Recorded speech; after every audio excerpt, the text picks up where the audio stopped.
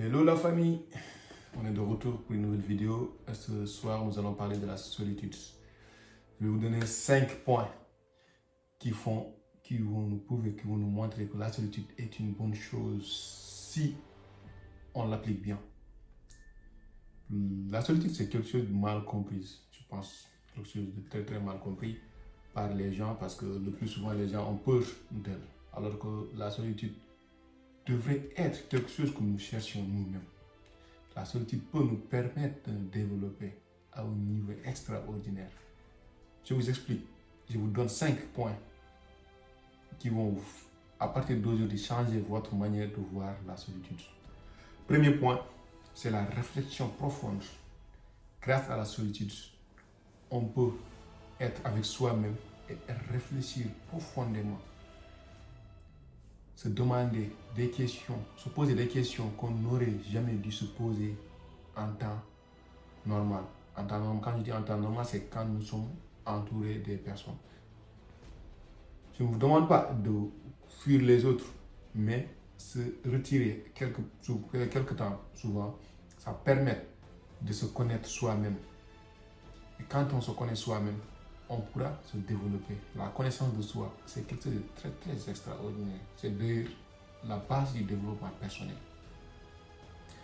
Deuxième point, sans tarder, mais s'il vous plaît, likez la vidéo d'abord et laissez un commentaire si ça ne vous dérange pas, si possible, si vous avez quelque chose à proposer aussi.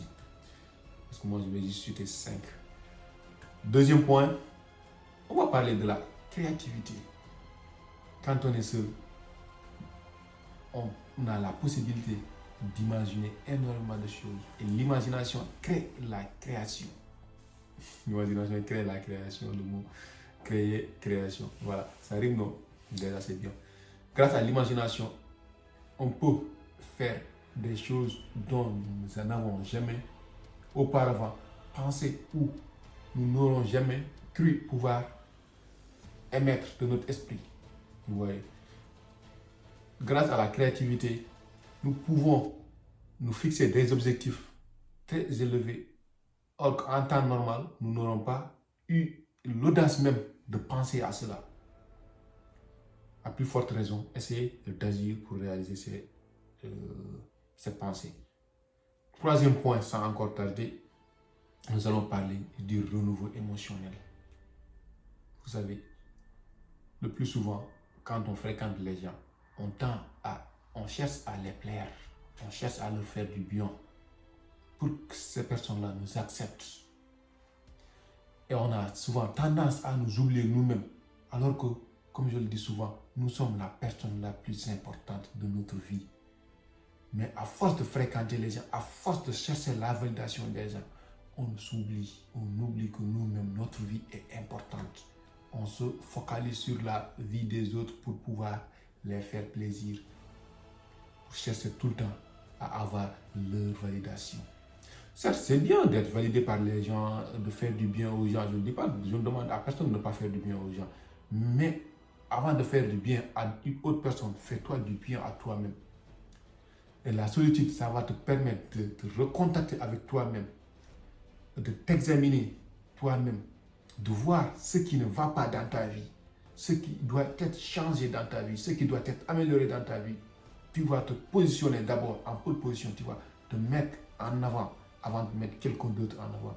Parce que là, quand tu es seul, tu es avec toi-même, tu te regardes de manière physique et de manière métaphysique. Tu t'examines, tu sais ce qui va et ce qui ne va pas. Des choses dont tu n'aurais même pas eu le courage de dire à une autre personne. Là, tu vas les voir devant toi. Tu vas les accepter comme ça. Et accepter les choses qui te dérangent et les choses qui ne te dérangent pas, c'est accepter toi-même. Et s'accepter soi-même, c'est s'aimer automatiquement. C'est pour cela que le renouveau émotionnel est très important. Et le renouveau émotionnel peut être provoqué par la solitude. On enchaîne. Quatrième point, l'autonomie.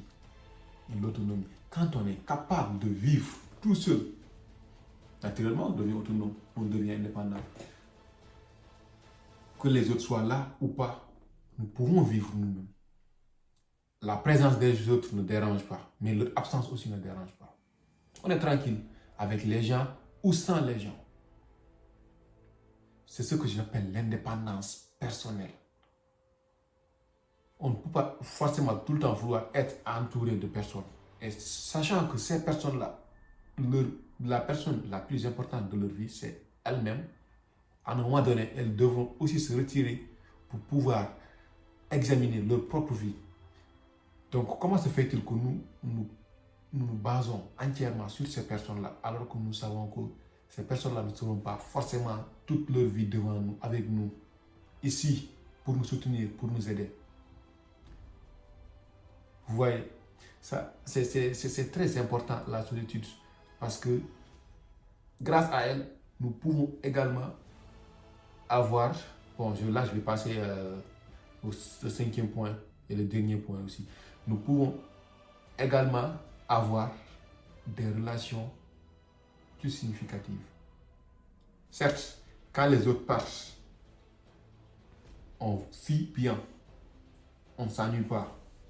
C'est le point précédent qui est l'autonomie. Mais grâce à l'autonomie, nos relations avec les autres peuvent s'améliorer. Je vous explique comment. Une personne qui est là, tout le temps en compagnie des autres, tout le temps, chaque jour tu viens, chaque jour tu viens, chaque jour tu viens, à un moment donné, les gens n'accorderont pas autant d'importance à ta présence. Mais quand tu viens une fois, 2 fois dans la semaine, par exemple, les autres jours, tu es là, concentré sur tes activités, sur ta propre vie, sur toi-même. À chaque fois que tu viens, tu seras accueilli à bras ouverts. Parce que en quelque sorte, tu manques aux gens. Les gens ont envie encore de rester là, discuter avec toi, échanger avec toi, partager avec toi. Mais si tu es là tout le temps, chaque jour tu es là, c'est toi qui es là chaque jour.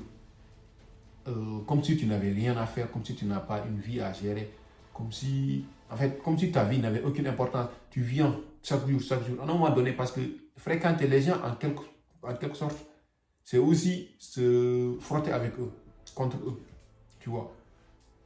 Quand tu es avec les gens, souvent tu vas leur faire du mal, souvent ils vont te faire du mal. Et chaque jour, on se frotte, chaque jour on se frotte. À la fin, ça devient un peu chiant. Or que même si on se frotte, c'est très rarement. Donc les gens vont comprendre. Les gens ne vont pas te détester pour cela. Ça permet donc de manière naturelle de créer des relations conséquentes, des relations de respect mutuel. Parce que quand les gens savent que toi, tu ne dépends pas d'eux, ils te respectent naturellement. Bon, pour ne pas tirer en longueur de la vidéo, je vais juste vous dire que apprenons à être seuls. Voyons la solitude de manière positive. Ne restons pas là à tout le temps avoir peur d'être seuls. Si on a peur d'être avec nous-mêmes, avec qui pourrons-nous être? Parce qu'être seul, c'est être avec soi-même, c'est se regarder en face. Nous ne devons pas avoir peur d'être seuls. Non. La solitude, c'est quelque chose de très bien. Enlevons cette pensée négative concernant la solitude et apprenons à vivre seuls assez souvent. Parce que ça va nous permettre de nous développer réellement. Je vous salue. Bonne soirée.